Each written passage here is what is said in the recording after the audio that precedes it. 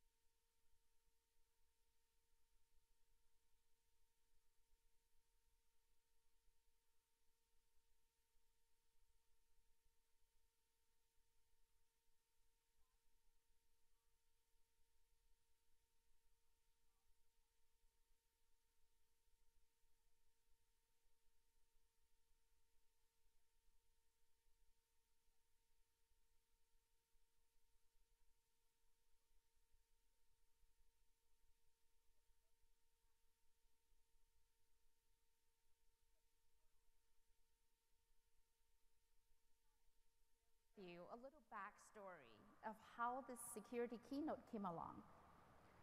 So about six months ago, when I started at Splunk, our CEO Godfrey sent me out to do a listening tour.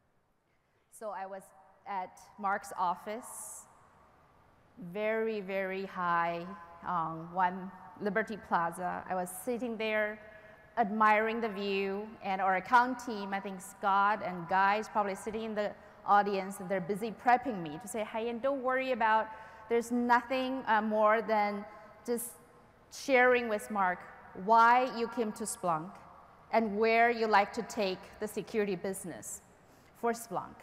I said, sure, I'd be happy to do that.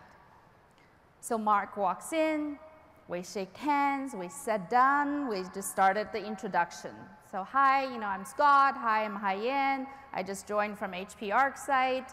And he said, hi, I'm Mark, I'm the CISO for NASDAQ. Let me tell you about my view of security and software.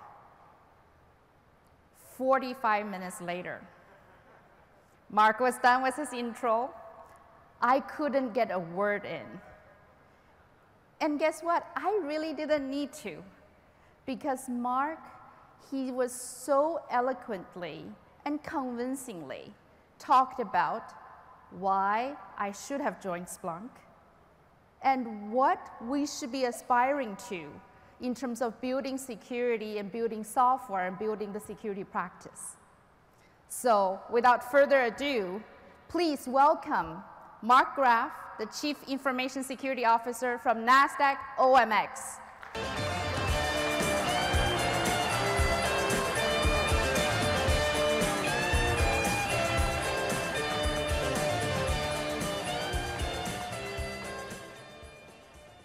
Good afternoon, everybody.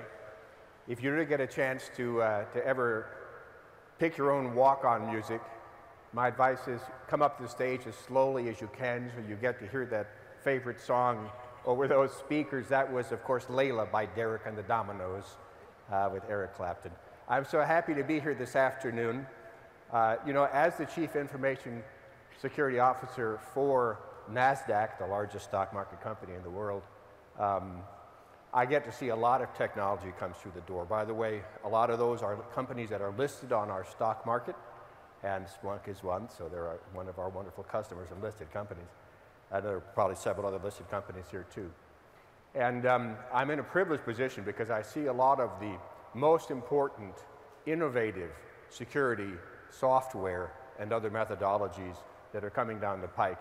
Venture capitalists come and meet with us. It's a real privilege. But of all those, I see Splunk is at the top tier in terms of what it's doing for our companies today, what it's doing for my company, and the role I think it has to play in the future of security. I'm going to talk about that today. Here's what we're going to talk about, a new paradigm for cyber defense. And in order to make these points for you, I'm going to first talk about the situation we got ourselves into It's not a very good posture in terms of cyber defense. It's quite a heavy lift, quite a problem we're dealing with. I'll talk about that, how we got here. I'm going to talk about why I think we are at this juncture. I'm going to give you some recent examples of cyber break-ins, so not maybe the ones that you've heard about in the news, because the ones I'm going to talk about are the ones that I think are most important in terms of what it means to our companies. And then I'm going to talk about some changes I predict, some things I expect to see very soon within this decade. And by the way, the theme of that section is it gets worse. You know, so you'll hear me say, wait, it gets worse. So it's a fairly dark picture. And then at the end, I'm going to try to give you a little bit of hope with some ideas about how we could all move forward. So what is the problem that I see? Why are we seeing so many break-ins? Why are our enterprises at such risk? And I see it as a matter of differing timescales between attack and response. You hear a lot of people talk about the asymmetry of cyber defense today. The job is easier for the attackers. A lot of people understand that. Maybe they don't see what I see as the main reason. It's these differing timescales. And then there are two different ways in which that's true. First of all, it's possible today to construct a new cyber attack in seconds, really. You can use a virus compiler and build a new one based on the latest zero-day vulnerability. And today we see about 7,000 new viruses a day. So it doesn't take long to do a new simple problem like that can defeat the signature-based defenses that we all know a lot about. Even worse, though, and you'll hear that phrase a lot, it's possible to spend minutes or hours building a very, very strong attack, and yet the defender's job, it can take months to develop a defense to a given attack. You may have to reconfigure your network or buy a bunch of equipment, have it shipped and installed, right? So there's that timescale difference. The attackers can move more nimbly than the defenders can. And there's a second timescale problem too, which is that attacks can come after us, and I'll show you this, attacks can come at our networks and penetrate them within milliseconds. And yet it may take minutes or hours or days in order to figure out what's going on from the defender's point of view. Also, there are attacks that can last over years and be very, very hard to detect because human beings are really built to determine things, you know, what's happening within just a few minutes space. If you have an attack that's built to last over years and years, it's extremely difficult to detect. So I'm going to talk about some of those issues. But that's what I think is the central problem that I see. Now, how did we get here? I've put together for you a short history of intrusion detection. And as you'll see in the bottom left, it begins with the seminal paper by Salter and Schroeder called The Protection of Information in Computer Systems, 1975. They really laid out the principles that we use today to defend networks. And if you go look up that paper, you'll see a lot of the familiar things that many of you, how many are security practitioners here in the room? A good bunch, yeah. So all these things, thank you, all these things you may see about authentication and access controls and principles of least privilege, if I'm talking to folks who follow that, they were laid out in this Salter and Schroeder paper. Now, there was another paper by James Anderson, Computer Security Threat Modeling and Surveillance, and he began the work of trying to understand how we perceive what's going on in our networks in 1980. In 1985, the federal government got involved in it, and there was a whole thing. Does anybody know the Rainbow series? I'm talking to a few people saying, yeah, sure, good practitioners. So the Orange Book, we really defined some of these basic models we use today. And then there was that wonderful breakthrough in 1986 by Dorothy Denning and Peter Neumann of Stanford Research International. They built the first host-based intrusion detection system. And you hear people today talk a lot about, I've seen people come to me and visit me and say they've got some novel idea. They're going to use anomaly detection. You know, they're going to try to figure out behavioral anomalies. Denning and Neumann talked about that in '86 and built the first system to do that on a host level. And then in 1987 at Lawrence and Livermore National Laboratory, where I worked for 9 years, as you heard, they did the first network level intrusion. And how do those things work? Well, they do it by looking at log files, because it was in the 80s that the use of log files and syslog, as we all know, was really built. So audit trails were first described in that 1980 paper. And so the idea was beginning that we would defend our networks and systems by looking at log files. In the rest of that decade, as you can see, I've annotated there, the US government got involved in a big way in trying to work through intrusion detection. Log files were at the center of all of it. Now, I just note a couple of things here. In 1989, there's the incident of the cuckoo's egg. Who knows the cuckoo's egg story? I want to see who it, yeah, that's great. So Clifford D. Stoll, thank you, an astronomer at UC Berkeley, he was responsible for some computer systems at UC Berkeley, and he noticed a 2-cent accounting discrepancy. They charged for computer time. There was a 2-cent discrepancy, but it bothered Clifford Stoll, who, by the way, is not really a security guy, and just an astronomer who had a responsibility for a couple of systems. He decided to track that down using log files, and what Clifford Stoll discovered, and he wrote about it in his book, believe it or not, was a plot from the KGB, right, operating with hackers out of Germany to break into Department of Defense in US networks. And they discovered it because Clifford D. Stoll started looking at the log files, and because he really bothered him about this 2-cent discrepancy. Well, as you move along, you can see the first commercial IDS systems in 1991, and a couple of things I couldn't leave off the chart. The development of InMap in 1997, released in public domain. InMap, as we know, allows you to map a system, do probes on the network, what systems are there, what ports are being serviced, that kind of thing. And then again, 1998, Fyodor, and 1998, and Martin Roche releases Snort, which is the public domain packet sniffer. Now, for those of you who weren't around in the old days, you used to be able to buy a packet tracer, packet sniffer. It cost about $15,000 in 1980.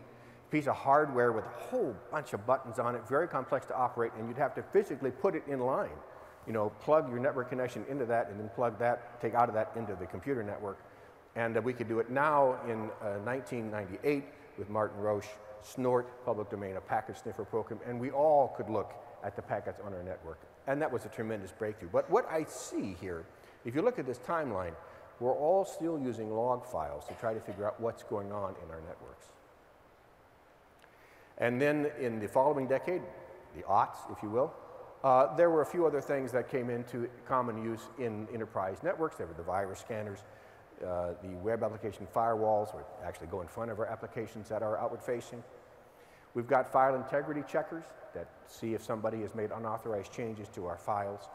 We've got DDoS protection. Distributed denial of service was a major factor beginning in the late part of the last decade. But you see, still today, intrusion detection depends on log file analysis, and that's one part of the genius of Splunk. I remember arguing with people over and over again through those decades, nobody's going to look at those log files. Do you really think somebody's going to read those log files? And yet, hundreds of security plans. And remember, I worked in some of the most heavily regulated industries in the world, right? Nuclear weapons production, that kind of thing. And they all think you're going to be looking at these log files and using them to figure out what's going on. And it's just impractical. Yet we leaned on them like a crutch. But the ability to coalesce these and index them and search them in new ways is what really gives a chance to broken through. And that's an exciting development.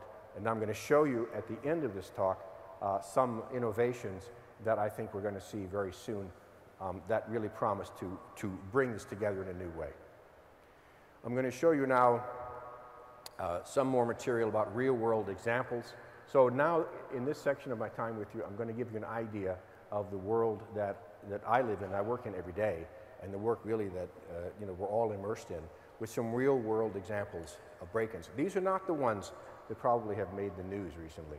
These, I think, are deeply symptomatic of the structural problems. The first thing that I'm going to show you is something called a slammer worm. And you see the globe there. I'm going to give you a picture of the world. You're going to see a bunch of red dots. And for every red dot, there's a collection of systems that have been infected with the slammer worm. The slammer worm propagated to 90% of the vulnerable systems in the world in about 30 minutes. And I'll show you how this goes. At the peak, there's a little thing, it'll start in a second. At the peak, 90% of the vulnerable hosts within 10 minutes, and I'm going to show you a 30-minute slide here, and we'll see it play, and you'll see at its peak, it's doubling the number of infected systems every 8.5 seconds around the world. The slammer worm, look at that. These are attacked infected systems. Greenland, Iceland, look at that. Islands, I don't even know what those islands are, and yet that had that reach. So that's part of the picture. That happens every day. But as much of an impact as that has, I want to now tell you what year that took place. Anybody know what year that was? 2003. So this is ancient technology, right? That's how powerful we had in 2003. Now in 2010, we saw a much, much more powerful version, and you'll be able to see the evolution of attack software when we discuss it. Stuxnet. Stuxnet is the beginning of a whole new era in cyber attack. And let me see, Stuxnet, people? Stuxnet, okay. It didn't get a lot of attention in the news. It didn't get as much attention as the Target break-in or the some of the Home Depot break-ins or even the JP Morgan Chase break-in. Okay, those are very important. Stuxnet is pivotal. Stuxnet was a very complex piece of attack software that, according to news reports, was built by a committee of experts. Now, if you've studied the history of computer science, you might know about the effort to build the first compiler. In 1957, John Backus at IBM built it. He got a team of the most brilliant people he could. I think there were 6 or 7. And they worked. They didn't know if it was possible to build such a thing as a compiler. It had never been done before. But they built one. Stuxnet was built the same way, according to the press reports. They brought together brilliant people with attack software. And Stuxnet was the most powerful piece of attack software to that date. And it set a new level. Now, in order to give you some details, I'm going to play a video for you that was compiled by Australia's ABC1. It runs about 3 minutes, and it will give you the background for those of you who are not aware of what Stuxnet can do.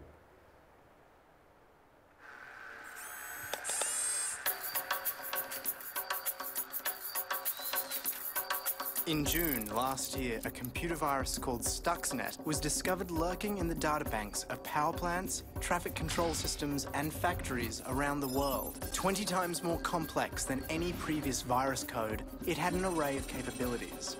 Among them, the ability to turn up the pressure inside nuclear reactors or switch off oil pipelines, and Stuxnet could tell the system operators everything was normal. Unlike most viruses, Stuxnet doesn't carry the usual forged security clearance that helps viruses burrow into systems. It actually had a real clearance, stolen from one of the most reputable computer technology companies in the world. It exploited security gaps that system creators are unaware of. These holes are known as 0 days, and the most successful viruses exploit them. The details of a 0 day can be sold on the black market for $100,000. Stuxnet took advantage of 20 0 days. But once it got into a system, it didn't always activate. Buried deep in the Stuxnet code was a specific target. Without that target, the virus remained dormant. What was it looking to shut down? The centrifuges that spin nuclear material at Iran's enrichment facilities. Stuxnet was a weapon. The first to be made entirely out of code.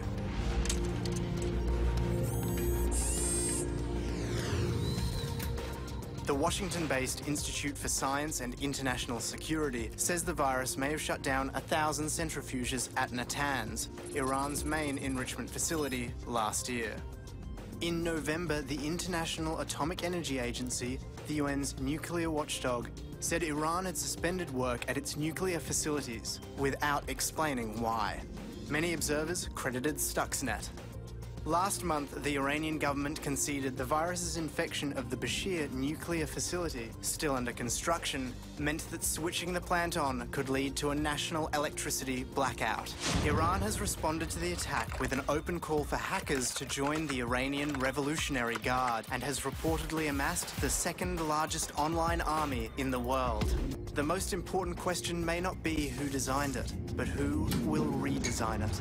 The evolution has been so fast that 9 months after its detection, the first virus that could crash power grids or destroy oil pipelines is available online for anyone to download and tinker with. You can watch people on YouTube pulling Stuxnet apart. It's an open source weapon. And there's no way of knowing who will use it or what they will use it for.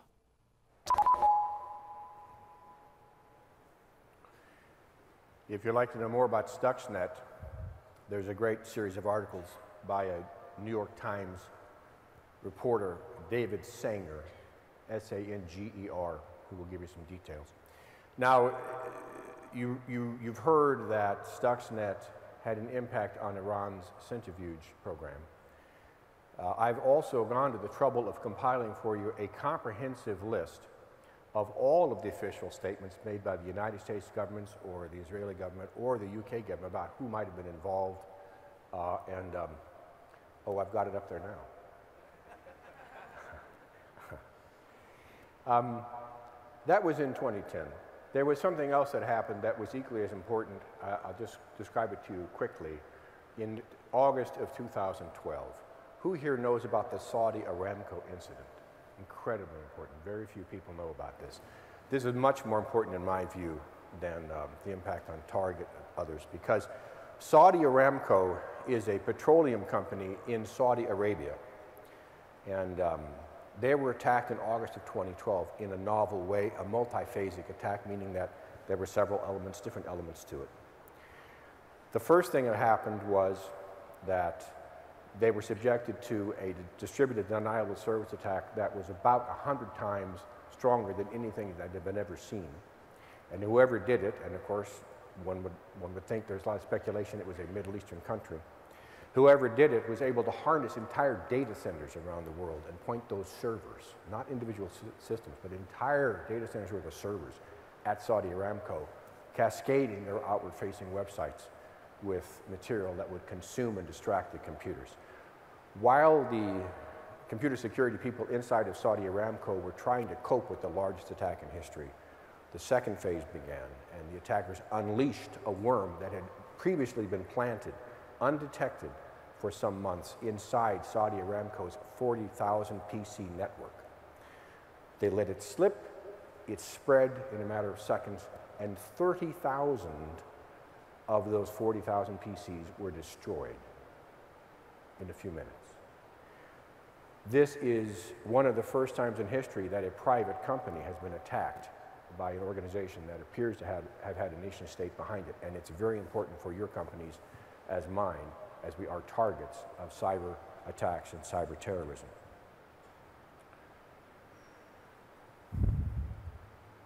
And yet, how do we know whether or not we've been attacked?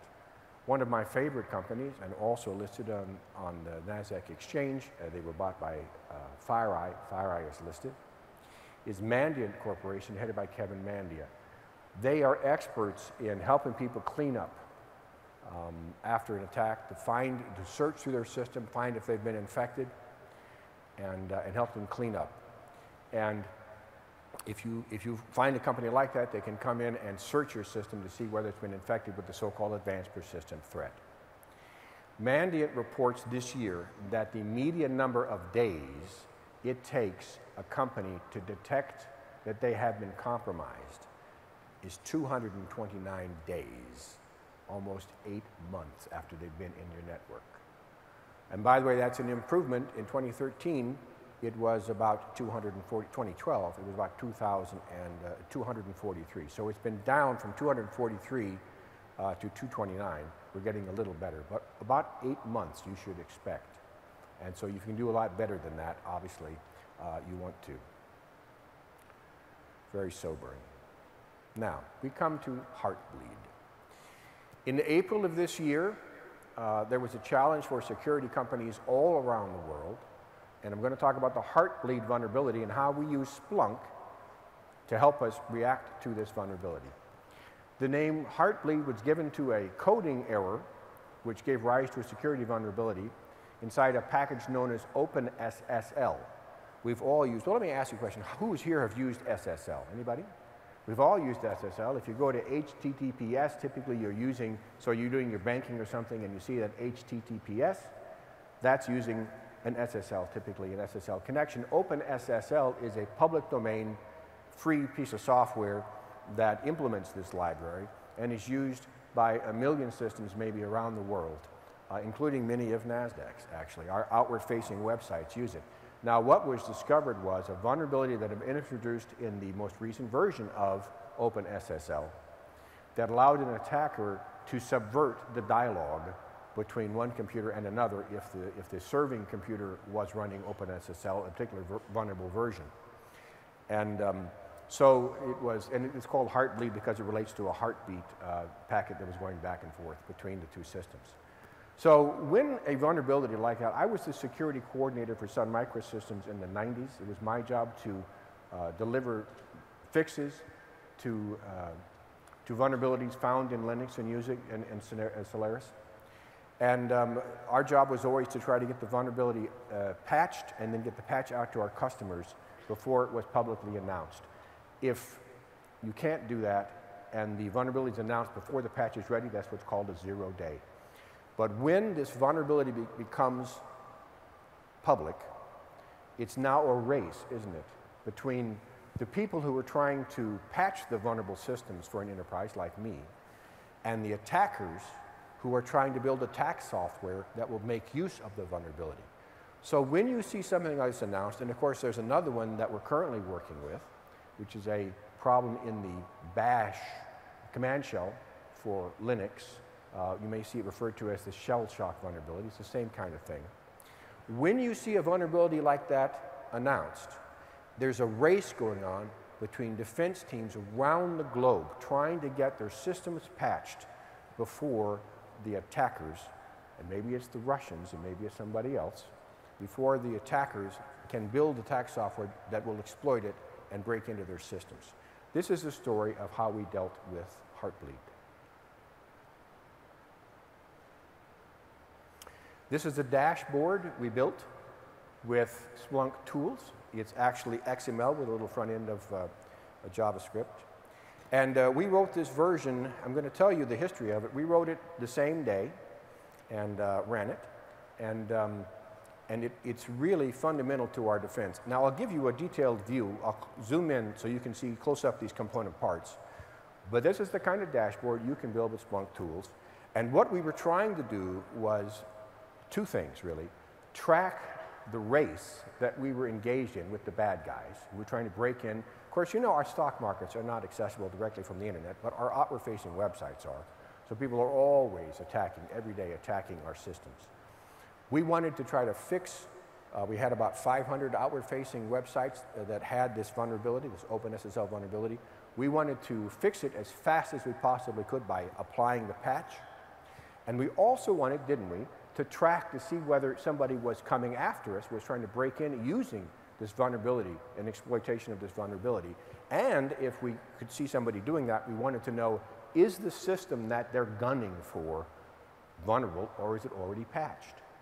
And that's what this dashboard lets us do. So you'll see a map of the world. Now those red dots, I'm going to play this for you in a minute. I'll have an animation and it'll actually show you this thing. It'll take about 30 seconds and it depicts about 2 weeks worth of actual data. But we had this thing running all the time in our Security Operations Center and we could watch it. Now, let me just start with the bottom. You see those lines. I know you probably can't read too much of the details, but there's a pink line there and a yellow line there. That actually is showing you that somebody has tried to attack us. So that will scroll up in real time. We'll see those attacks come in. That means it's somebody, because we built a detector, we found some code that could check our log files using Splunk and detect whether or not an attack had come in using the Heartbleed vulnerability. So that every row represents one system that was attacked. Now, you can't see it in the far right corner, the far right column there's a green arrow. There's a check there to see we had a list of all the systems that were vulnerable, and we modified as we were patching systems. And so what this software does is it compares the IP of the target, one of our systems, with a list of which systems had successfully been patched. And the question, of course, is have we been attacked against a vulnerable system? So I'll show you when we're going to play this. And the red circles show the origin of the attacks, and you'll see that change. The size of the red circles is proportionate to the percentage of attacks overall. So what, if you see the red circle there, the biggest one, that means most of the attacks came from that origin. Now, to give you some details, there's a dial on the upper left, which is related to the percentage of vulnerable systems that have not yet been patched. This chart in the middle is extremely important, and it's actually, for those techno geeks in the audience, and I guess we're probably all techno geeks, this should be really, really riveting to you. There's two functions mapped there.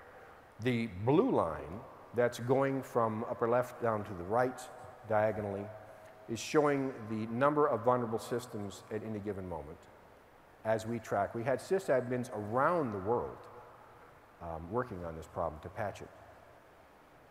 And the red bars show the number of attacks per day using the Heartbleed vulnerability. Now, the vulnerability was announced officially by US CERT, a group of the federal government, probably you know that, at 7:03 in the morning of April 8th. The word had started to filter out about the Heartbleed vulnerability on a couple of mailing lists that we happened to subscribe to.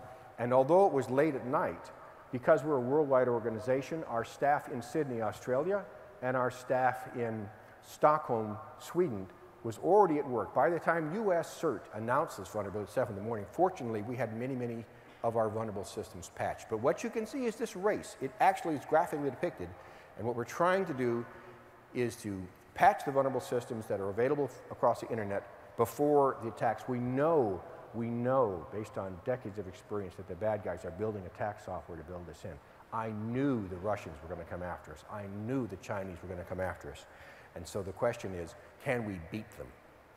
And as you can see there, we did beat them. Oh, well, you might say that there are a couple of little bars, red bars there, before we get them all fixed. I'm happy to say those were our tests. Because if you build a system of detection, you have to test whether it really works. So we actually reached out on the internet and attacked our own systems in a way to make sure that we would in fact trigger something. And those are our tests. But as you can see, we got the vulnerable systems patched. And well, I'll give you the bottom line right now. The Chinese came after us at 1:13 in the morning Friday. And the Russians followed about 4.5 hours later. But this time, we beat them. Here's a list of the attack history. You can see the gray line, the top line is the cumulative number of attacks broken over a couple of weeks. The bottom line is the attack per day, the number of attacks. You can see it actually peaks on Friday and Saturday, as those red bars showed. And those events today, there are a little count there. That spark line underneath there, every line is one particular server that we were a little worried about, and you can see there the rhythm of the attacks. You can see that for all the attack systems. And I think it's very interesting. I can't get into it right now, but there's some fascinating, if you think about it, there's some fascinating information and inferences you can draw based on these rhythms. For example, I've actually been able to see sometimes when attacks are going on, but it stops. I can tell, well, gee, it's lunchtime in such and such a place. You can tell. But this time you can actually see some of that effect here, but I won't go into the details. And then you see, we're going to play this for you now, and watch the gauge, the number of systems plummets that is vulnerable, and now here we see the attacks. That salmon color, we've got Russia and China showing us here. Every time you see one of those, it's the Russians or the Chinese. Russia right now is attacking, but the Chinese are building up, And look, we even had an attack come from Iceland. I don't really think anybody in Iceland was attacking us, do you? But we had that. And then, so you look, Seattle, Philadelphia, I don't know. And, but there at the end of it, you see, by the end of this period of 2 weeks, the Chinese had thrashed us and tried to get in. And they did this to major systems all around the world, by the way. So this application we used, it was incredibly important to us. And we have since adapted it. It's built to be entirely general. And now we're using it for shell shock. All you need to do is make the change to how you detect whether or not the attack has taken place. You have a little detector that looks in the log files for its effective signature, and you can do that. By the way, I think, is Rob Perdue in the audience? Rob Perdue? Stand up, Rob. Rob is the guy at NASDAQ that wrote this, so let's have a round of applause for Rob.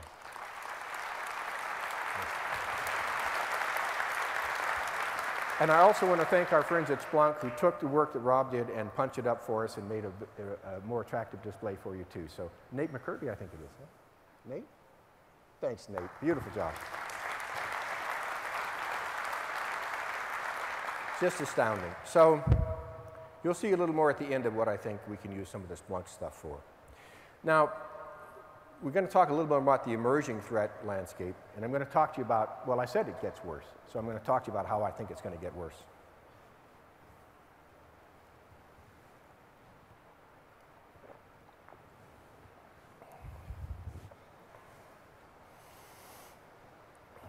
I'm in the fortunate position of having watched threats and attacks evolve over an embarrassingly long time. I see some trends that I think are coming and some things I haven't seen yet. So the first thing is we're going to see attacks compiled by intensely complex software. There's really no reason, and I mentioned the time of building the first Fortran compiler. There's really no reason why we can't see the automation of complex builds, so that I fully anticipate attack software 2 orders of magnitude, roughly 100 times more complex than Stuxnet. Why in the world, since we're dealing with worldwide computer systems, can there not be an attack that has, instead of 2 phases or 6 phases, 600 phases? There's no reason. And so as the defenses get better, it becomes economically and strategically important to succeed against those defenses. We'll see, I'm absolutely confident, the production of highly automated, incredibly intense, very sophisticated, multi-phasic approaches to attack software very, very soon. But wait, it gets worse. We'll begin to see more and more attacks tuned to exploit certain human characteristics. And I'm thinking in general terms about our personalities, our brains, our biorhythms, and the nature of our society, religious holidays, day and night work weeks, and so forth. The economic trends. Now, we see a little bit of this. At NASDAQ, we have a program we run that actually sends people what looks like spear phishing attacks, you know, mail that says, we know you're interested in this, click here, or maybe it's a message that pretends to be from your bank. We did one the other day in the UK, in the EU, we did one that purported to say, you know you may be thinking about betting pools for the World Cup, but you really shouldn't do it because it's against our company policies. Click here to read the policy. And a lot of people did click. And when they do click, they get a nice little page that says, you really shouldn't have clicked on that. And here's our real policy. And actually, I expected when we rolled this out to get a lot of complaints. But in fact, people seem to be kind of fun, and we pit one region against the other. We did that, by the way, just so the EU doesn't feel picked on. We did that for the basketball pool, the March Madness in the U.S., and everybody fell for that too. But we're going to see attacks that are tuned to exploit more and more human characteristics. There are items in the news that maybe everybody wants to hear about. The tsunami, you may want to donate money to that. So there's a lot more of that. It goes on today, but we're going to see a lot more of that based on biorhythms and more intense understandings of this. But wait, we'll look on that as the good old days, because what we're headed towards, and it can only be a few years away, is attacks that occur without specific human volition and on an unpredictable schedule. I showed you the slammer worm in 2003. Back in the good old days in 2003, we would say, oh, there's a new Microsoft vulnerability. Oh, there's going to be a new worm. And the slammer, I calculated correctly, as it turns out, that we had 17 days to build a defense, and we did. And then it hit on the 18th day, and we were fine. But these attacks are going to occur all the time, around the clock. And in fact, you know, I'm a native Californian. I fully believe that people like me have been dealing with attack software like worms as if they were living things for a very long time. And being a native Californian, I fully expect somebody to start lobbying for rights for malware soon enough, you know. But if you think about attack software as a living thing, I mean, it reproduces and it dies and it, you know, consumes resources and so forth. I really think there's a compelling case. I hope they don't get rights too soon for malware, but there's no reason why. Oh, you think it's coming, but we shouldn't rely on the idea that there's always going to be a human mind behind the attack, right? These things today maybe, but in the future certainly have minds of their own, right? And so we cannot rely. So like I say, we'll look back in the good old days when somebody decided to attack us and a human being decided to do it, because it's going to be fully automated soon enough. But then, now let's all talk together, let's all think this phrase together. I'm trying to popularize this phrase, the fetid miasma, right? So the internet as a fetid miasma. A miasma is the kind of atmosphere you're breathing when you walk through a swamp, right? It's fetid, it's malodorous, and it's infected, and it's unhealthy. And so our systems are going to be immersed in attack software and attack vectors, just by the way, as our bodies are. And just as it's possible to stay healthy when you have to walk through some terribly unhealthy neighborhood, or in fact, I've walked through a swamp and I made it.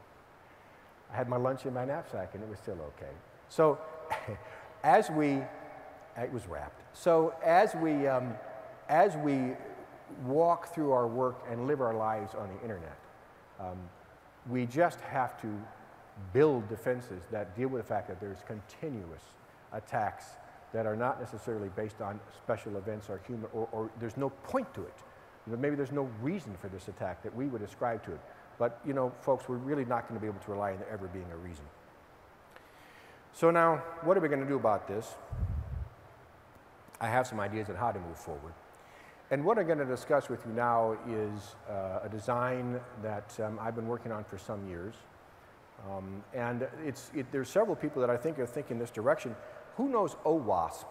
Do you know OWASP, everybody? Great. A lot of people have heard of OWASP. OWASP has a thing they came out with, I think it was earlier this year, called App Secure, which is a first step towards the ability of systems to conduct adaptive defense. I'm very interested in the active defense topic. I won't get into it here, but we need adaptive defenses that can adapt in real time. I've got an idea of how to do that, and I'm going to show you a diagram that illustrates it. Nobody's built this yet. I've talked to a lot of security people. Now, it's an element of, it combines three things that I think are very important for really dealing with a real-time reaction in a fetid miasma. First, big data and the Splunk-like digestion of massive log files, and in fact, streams of data in real time. Threat intelligence. So to the extent that there is a point to it, or there is a target with some specificity, we need to understand who's coming after us. Is it the Russians? Is it the Iranians? Is it somebody else, the North Koreans? And what are they after? Is it a criminal organization trying to steal your money? Is it somebody trying to steal your intellectual property, or the next generation of fighter jet designs? What's the goal? Threat intelligence is going to help us. And by the way, you notice the role of big data in the production of threat intelligence itself. If you can take that big data and digest it, you'll end up with better threat intelligence as well. But that's something that a lot of the big companies are working on now. And then real-time incident response is, I think, where we're all going. Today, my guys, they see something coming in at us, and much of the time it's still manual. And somebody will say, gee, that looks funny to me, look at that. Does that look funny to you? Yeah, it does look funny to me. Let's call Jim and see if he can.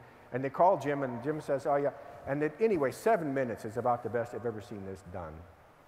And I talked before at the beginning about the differing time scales.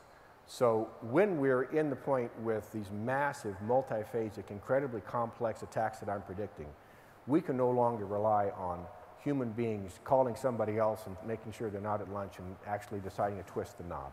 What we need is a model where you combine these things and the human strategist makes decisions. If such a thing happens, we're going to adjust this way. If this happens, we're going to adjust this way. And you build the system so that it has an autonomic ability to react. You give it the ability to perceive events, and then it can react in real time. And by the way, if that worries you a little bit, you ought to go watch the movie Colossus the Forbin Project. Anybody know that movie? Eric Braeden? Okay, it was watching that movie, I think 1979, that gave me the idea to go into security, and you really, really want to go watch it. So Colossus the Forbin Project, far beyond it, before the Terminator series, Colossus the Forbin Project, and we all ought to be worried about it. So here we go. It's a confluent architecture, and by confluence I mean things flowing together.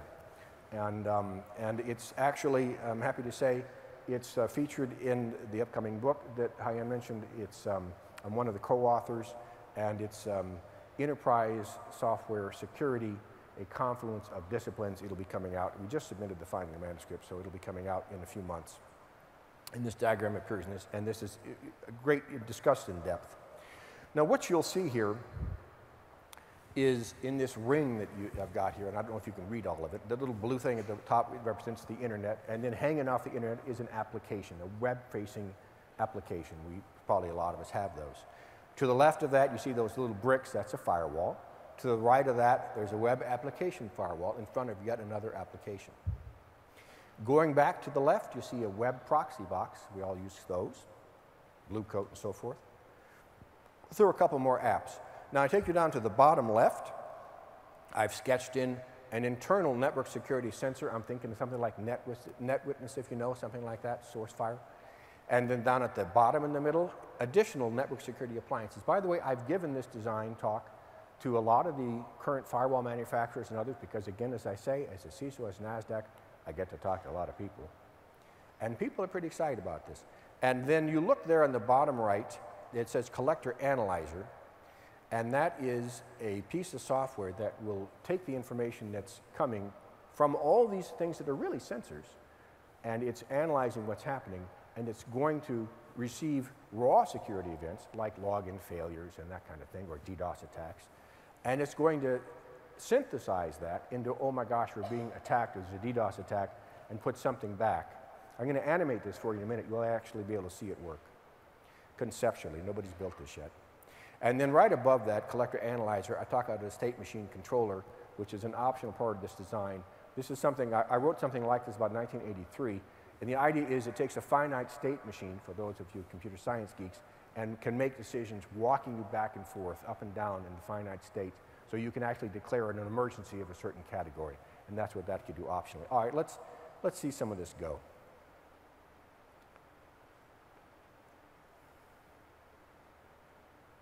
So you'll see the sensors will submit blue information to that central ring, which is basically a torus that's a circulating piece of information, maybe a bus of information. You can see the collector analyzer submitting red synthetic events back. It says, here's my analysis. And that circulates back to all these other things, and they can make adjustments. And then that state machine controller, if it wants to, over on the right there, can issue directives. We're going to event, security condition red, security condition 3 or something. So the idea is it's constantly circulating. This is my idea of confluent architecture, and I think something like this is where we're going. And by the way, I had a talk last night with Steve Sorkin. Is Steve here? He's the chief strategist for Splunk. And it turns out that this meshes out very, I know he's here. This meshes very well with Splunk's plans for streaming events. And I didn't know about it when I designed this, but it shows that there is a sense that we need this kind of thing. So you can get real-time events. This is the kind of thing Splunk could do with streaming events, collecting that in real time. And it's very exciting to see the technology finally begin to emerge that would implement this vision. So I'm going to talk a little bit about our Splunk vision, how we're working with Splunk as a partner and our experience with Splunk. But before I do, I think I have a few minutes. I'm going to tell you a quick story.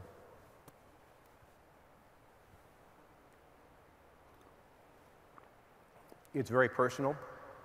You've been a great audience. I want to share this with you. We lost my father a few years ago. He's a great man, very humble, incredibly brilliant. And he was a World War II veteran. A lot of guys fought in those wars. And we were talking about the evolution of the country. He's seen the country, he saw about a third of the country in his lifetime, and he watched it. He was a modest, career, but he had really kind. He loved this country, and he watched the challenges that this country went through. And he told me something once that affected me deeply, and I'm going to share it with you. He said, Mark, every generation gets its chance to lose the country. He said, in my generation, it was a fight against the Nazis, and we won. He said, I don't know what your generation's challenge is going to be, but you will know, and when you find it, don't let us down. I think that cybersecurity is, for my generation, the challenge. We have to keep this solved. We have to find a way to secure our critical systems in order to maintain this way of life. And I think that the technologies I've talked about today, technologies I'm seeing as my job as the CISO at NASDAQ, and the technology that Splunk represents, is a fine chance to help secure these critical infrastructures. You know, we began using Splunk just as an IT tool to consolidate our log files. We implemented earlier this year as our SIM, our Security Integrated Event Monitor. We began using it to improve and secure our operations. We're taking the step now of integrating Splunk into our development streams, because remember I told you that we developed technology that's used by 3/4 of the stock markets in the world. It's important for our software to be secure as we develop it. We're working now to refine, according to many of the principles that outlined in the Confluence book, applications and how they respond to intrusions. And we're hoping to get to the point where our enterprise, like perhaps yours in the future, will be able to defend itself. It's a privilege to be in the position to try to do this and to use these emerging technologies. You know, we blunder, we make a lot of mistakes. We find we didn't understand something well enough when we did it. But it's very important, as I've shared with you. And I'll just leave you with one thought, and I'll conclude with this, that all of us together are working on the security problems as you see them and as I see them. And remember this, give yourself a little credit. If we knew what we were doing all of the time, we wouldn't be making history. Thank you very much.